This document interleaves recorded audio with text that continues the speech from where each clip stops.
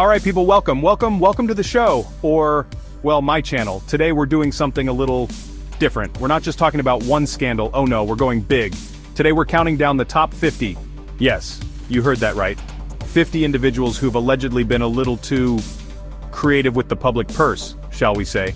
We're diving deep into the murky waters of South African politics, a place where sometimes the lines between public service and personal enrichment get blurrier than my vision after a family braai that goes on a bit too long. It's a long list, so grab your Rooibos, maybe a stress ball. Now why are we doing this? Because folks, transparency and accountability aren't just fancy words politicians throw around during election season. They're the bedrock of any functioning democracy. When those in power forget they're serving the people, not their own bank accounts, it's our job to remember, to question, and to demand better. It's about ensuring that the trust we place in our leaders isn't misplaced, and that the resources meant for all South Africans actually reach them, not just a select few and their friends with suspiciously well-funded dairy farms or surprisingly luxurious fire pools. This isn't just about naming names, it's about understanding the patterns. This list, let me tell you, was not easy to compile, and it's definitely not exhaustive. That would be a mini-series, probably with multiple seasons. But it's a start. It's a look at some of the most prominent figures who faced serious allegations, investigations, or have simply made headlines for all the wrong reasons. The goal here isn't just to point fingers, but to spark a conversation, to encourage critical thinking, and to remind ourselves that vigilance is key. So, are you ready?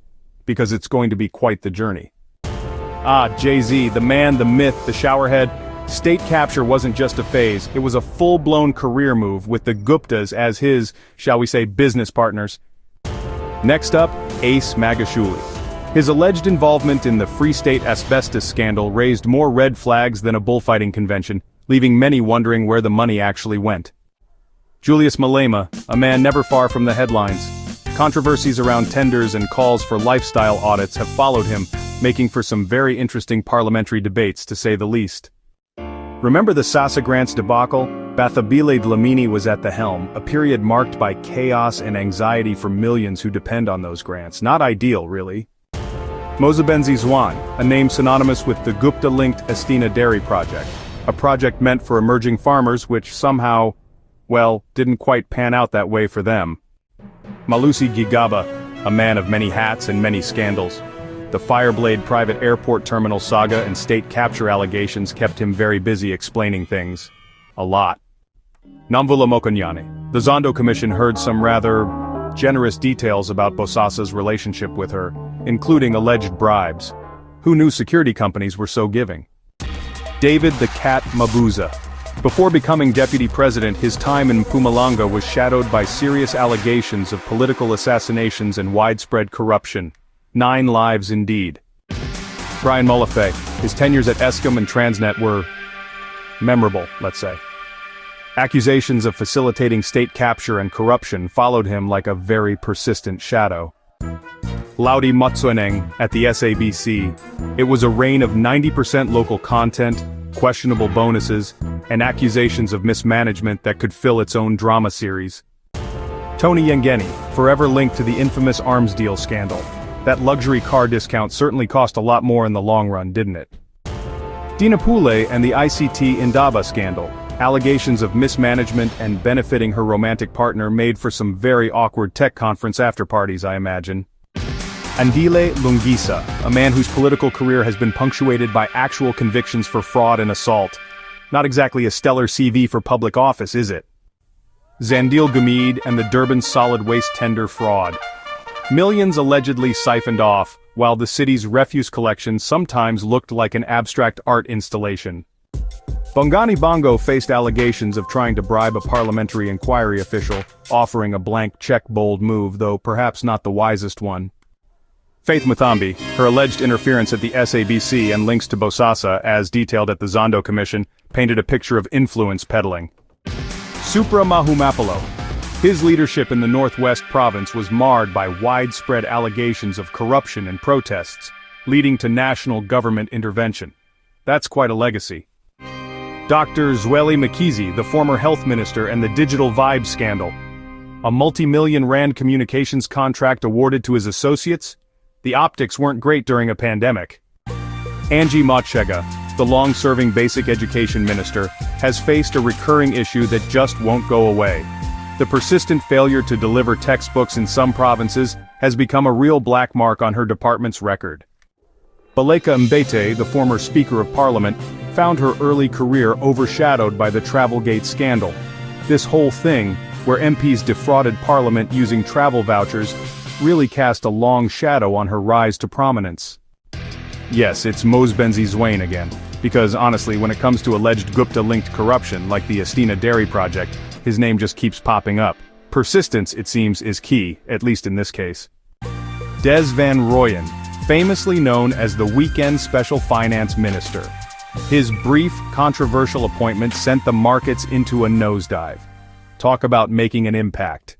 Nomvula Mokonyane, making another appearance. The Zondo Commission detailed extensive allegations of Bosasa bribes, painting a picture of sustained, questionable benefits over years. Quite the portfolio. The late Tina Jo Matt Pedersen faced controversies, particularly around fisheries quotas and the strategic fuel stock sale. The waters around her tenure were often quite murky. Mduduzi Manana. His assault conviction after attacking women at a nightclub rightly sparked outrage and questions about his fitness for office. It was, honestly, a very public fall. Panyaza Lesufi, Gauteng's education mech. While often praised, he's also faced scrutiny over procurement controversies and school decontamination contracts, raising some uncomfortable questions. Pravin Gordhan, a key figure in the fight against state capture, yet he's also faced persistent, though largely discredited allegations about a so-called rogue unit during his time at SARS. Gweed Mantash, the ANC national chairperson, found himself in the spotlight when the Zondo Commission heard allegations about Bosasa installing security systems at his properties. Those upgrades, you know, came with a lot of questions. Lindiwe Sisulu, a veteran minister, has had her share of controversy. Her tenures, especially in human settlements, have seen plenty of disputes and investigations around housing projects and tender allocations. Jeff Radibi's name surfaces when people talk about the Oilgate scandal. This was a case where public funds were allegedly diverted to the ANC via a state oil company, and it all happened while he was transport minister.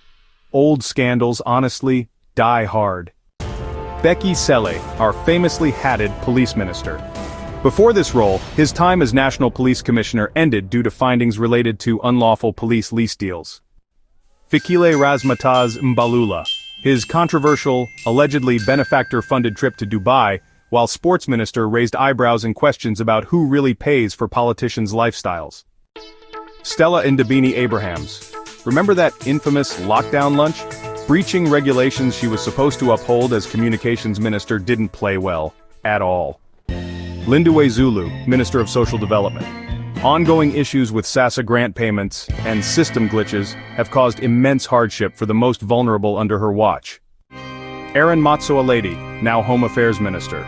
During his long tenure as Health Minister, his department faced scrutiny over procurement irregularities, particularly with the NHI pilot projects. Nkosazana Dlamini Zuma. Her controversial decision to uphold the tobacco ban during COVID-19 lockdown sparked immense public debate and accusations of irrational decision-making. Tito Mboweni, the former finance minister known for his Twitter cooking. Even under his watch, National Treasury wasn't immune to procurement irregularities and questionable spending patterns.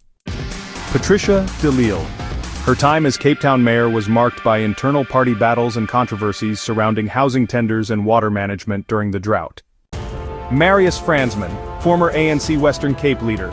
His career was derailed by serious sexual harassment allegations and separate claims of corruption, leading to his political downfall. Lynn Brown, former Public Enterprises Minister.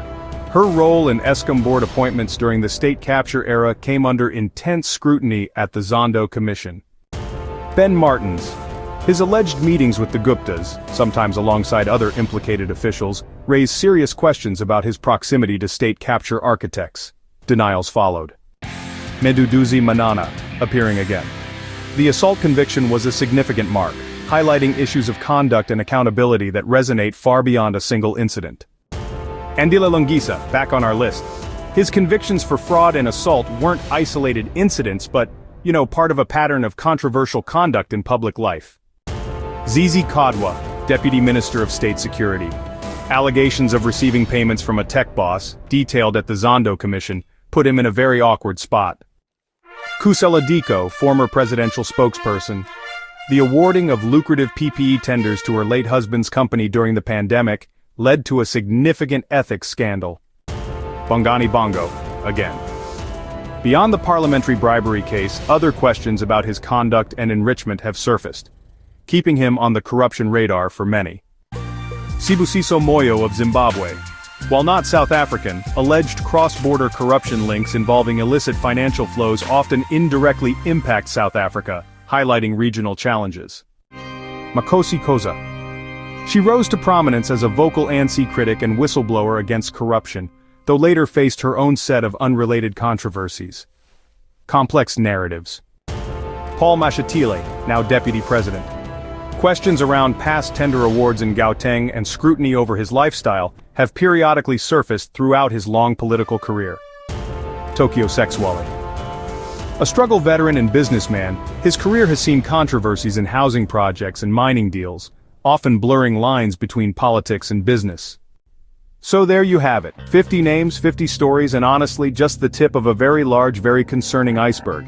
It's a lot to take in, I know. It can feel overwhelming, maybe even a bit depressing. But the point of this isn't to make us all cynical. It's to underscore with flashing lights and a very loud vuvuzela the absolute importance of holding our leaders accountable. Every rand misspent, every tender rigged, every act of corruption chips away at the foundation of our democracy and, more importantly, steals from the very people these individuals swore to serve. The fight for a clean, transparent, and accountable government isn't a spectator sport, folks. It requires active participation from all of us. This means staying informed, asking the tough questions, supporting investigative journalism, and demanding that institutions designed to protect us actually do their jobs without fear or favor. It means showing up, speaking out, and ensuring that the narrative isn't controlled by those who benefit from the shadows. We need to be the floodlight, not just the audience watching the show. The power ultimately rests with the people. This isn't just about the past, it's about shaping the future. A future where public service means just that, service to the public. It's a tough road, no doubt, but one worth traveling. Thanks for watching. Stay vigilant, South Africa. Your country needs you to pay attention now more than ever. Let's keep the conversation going.